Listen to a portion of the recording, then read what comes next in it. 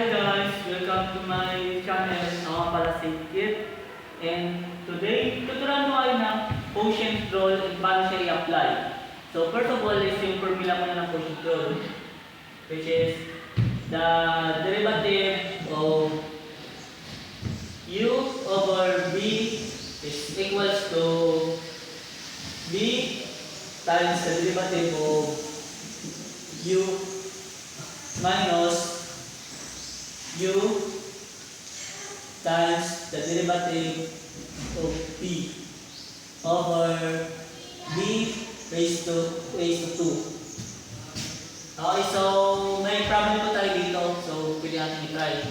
So, find the derivative of x squared minus 3 over x plus 2.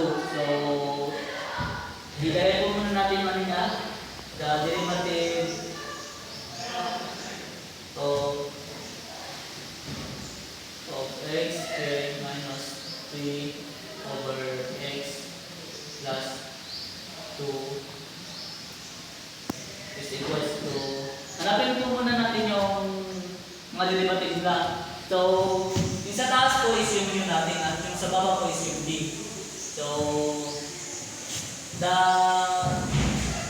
yung natin is equals to x squared minus 3 at yung derivative niya naman po is equals to 2x lang. While yung b naman is equals to x plus 2.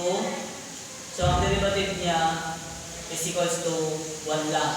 So, nakita na po natin yung derivative nila sa identities. I-solve na po natin yung anong gamitin na po natin yung quotient rule. So, b which is x plus 2 times the derivative of u which is 2x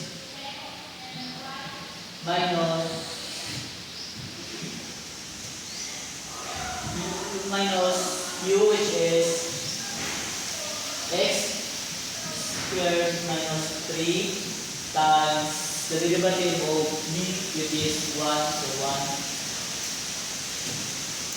So, i-solve na po natin. So, 2x times x is equals to 2x squared. And 2x times 2 is equals to 4x.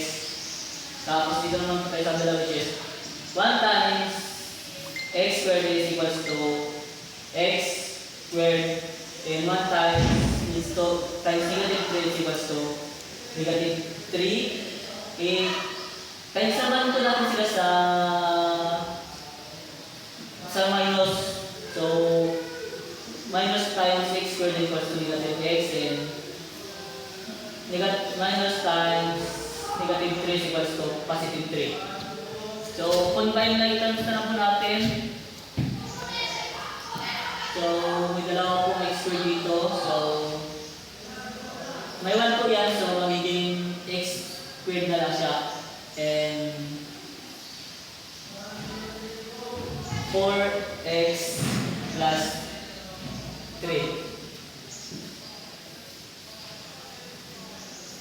So, ayan na po yung sagot and I hope you learn. Thank you po sa panonood and see you in my next video.